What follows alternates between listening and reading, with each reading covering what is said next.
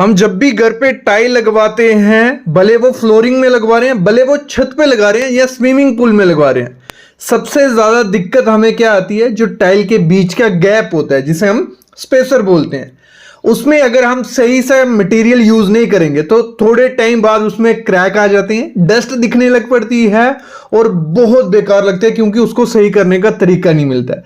तो आज की वीडियो में मैं आपको बताऊंगा कि टाइल के बीच का गैप को सही से भरने का तरीका क्या है, कितना खर्चा आएगा, कौन सा मटेरियल लगाना है, कौन सा ब्रांड लगाना है, और काफी गलतियां होती हैं जो आपको नहीं करना है।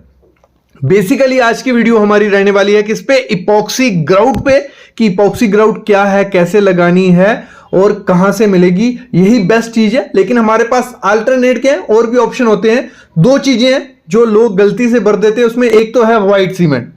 जब आप व्हाइट सीमेंट स्पेसिंग में डाल देते हो तो थोड़े टाइम बाद उसमें क्रैक आने ही आने हैं। वो क्रैक आके टूट जाता है और थोड़ा थोड़ा निकलने लग पड़ता है, बीच में डस्ट घुस जाती है। और सबसे बड़ी समस्या क्या आती है? अगर लोग छत पे इसको लगा देते हैं और वहां से गैप में से पानी नीचे टपकने लग पड़ता है, सीलन रहती है आपके छत पर। तो बेस्ट ऑप्शन क्या है? Epoxy grout.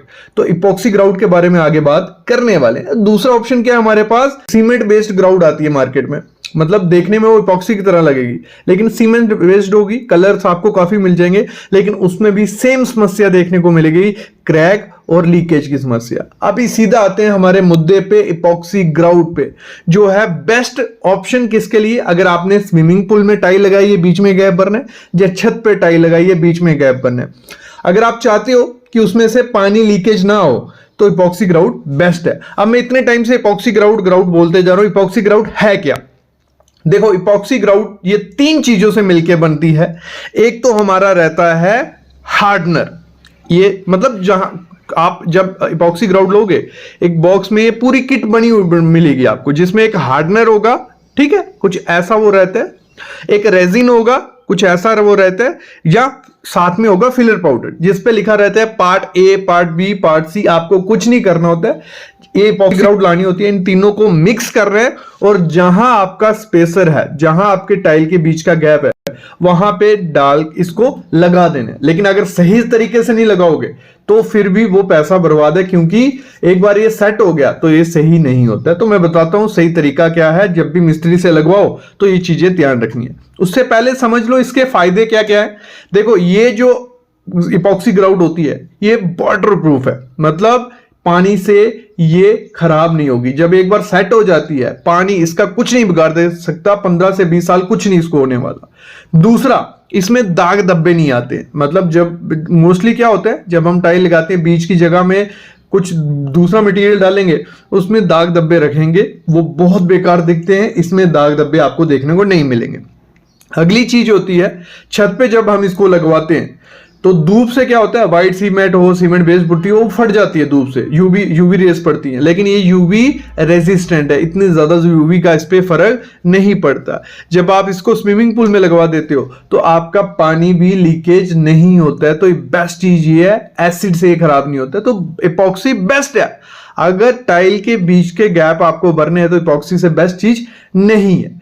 दूसरी चीज, जब भी इसको आपको मिक्स करना है, देखो इसको मिक्स करने का तरीका होता है। एक तो आपके बॉक्स पे लिखा रहेगा पूरा इस पे कि कितने रेशियो में आपको इसको डालना है। मैं तो रिकमेंड करता हूं आपको पूरा एक साथ मिक्स करना है, क्योंकि रेशियो प्रॉपर से फिट होती है। पूरा मिक्स कर लो। लेकिन अगर बाई चांस आपको पूरा एक जगह पे नहीं लगाना है, थोड़ा बहुत लगाना है, तो आप क्या कर सकते हो, 1:2:9 की रेशियो बना सकते हो। कि आपने हार्डनर डाला, पार्ट ए डाला थोड़ा, फिर आपने पार्ट बी डाला, फिर आपने क्या डाला, पार्ट सी, फिलर पाउडर।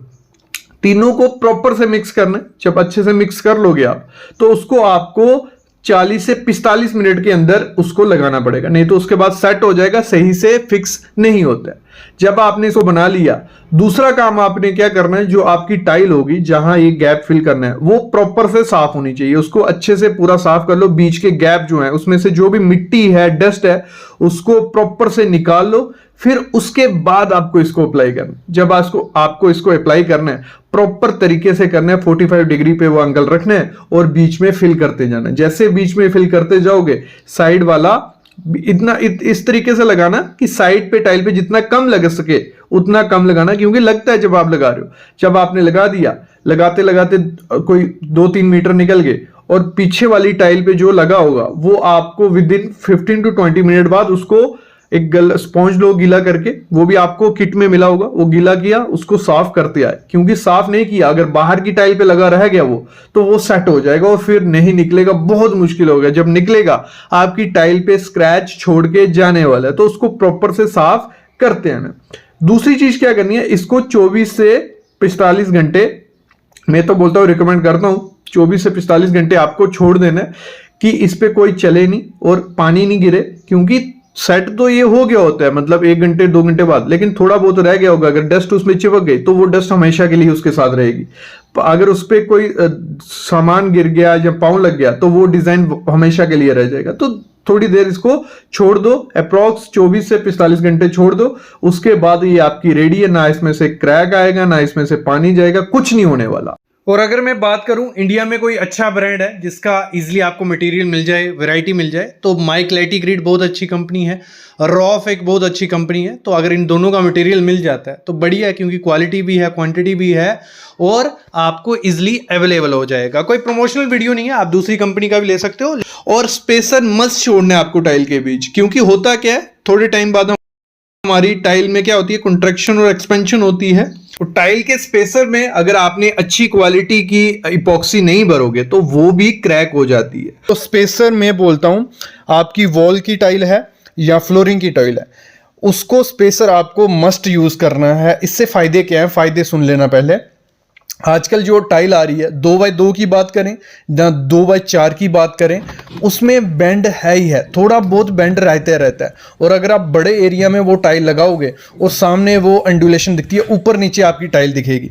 तो उसी लिए क्या करना होता है हमें, हमारी टाइल जो है ऊपर नीचे ना दिखे, इसके लिए हम क्या करते हैं, स्पेसर यूज़ करते हैं। और स्पेसर क्या हो गया, सामने आप देख रहे हो एक छोटा सा पीस रहता है जो हम डाल देते हैं टाइल के बीच में और दोनों के टाइल के बीच स्पेस बन जाती है। ये 1 mm से शुरू रहता है और 5 mm तक रहता है, इसी के बीच का आपको यूज करना है। मैं तो प्रेफर करूंगा 3 mm का स्पेसर यूज करो, उससे ज्यादा नहीं करो। 3 mm का स्पेसर बहुत ज्यादा अच्छा लगता है, बाकी डिपेंड होता है जितनी बड़ी टाइल होगी उतना बड़ा स्पेसर रखोगे तो अच्छा लगेगा। 4 mm का यूज कर सकते हो। और अगर हम बात करें, सिर्फ ये नहीं है कि ये अंडुलेशन दिखता है या जो अच्छा दिखने के लिए, इससे होता क्या है, जो अगर आपकी बाई चांस फ्यूचर में टाइल कुछ टूट जाती है, अगर आपने स्पेसर नहीं दिया होगा तो आप उसमें जो टाइल लगाओगे वो बहुत खराब दिखेगी। दूसरा, उसको तोड़ना मुश्किल हो जाता है, उसके चक्कर में बाकी टाइल तोड़ने का चक्कर रहता है। तो क्या करना होता है, स्पेसर लगाया रहेगा, जो लगा कि किस कुछ सामान टाइल पे गिरा, वो टाइल टूट गई, उस टाइल को तोड़ के आप निकाल दो और थोड़ा बहुत अगर शीनी से निकाल के माल निकाल के दूसरी टाइल वहां फिक्स कर सकते हो स्पेसर के साथ, तो वो वैसा का वैसा ही दिखेगा। लेकिन अगर आपने स्पेसर प्रोवाइड नहीं किया होगा तो ज्यादा टाइल टूटने का डर रहता है और दिक्कत बाद में आपको आ सकती है।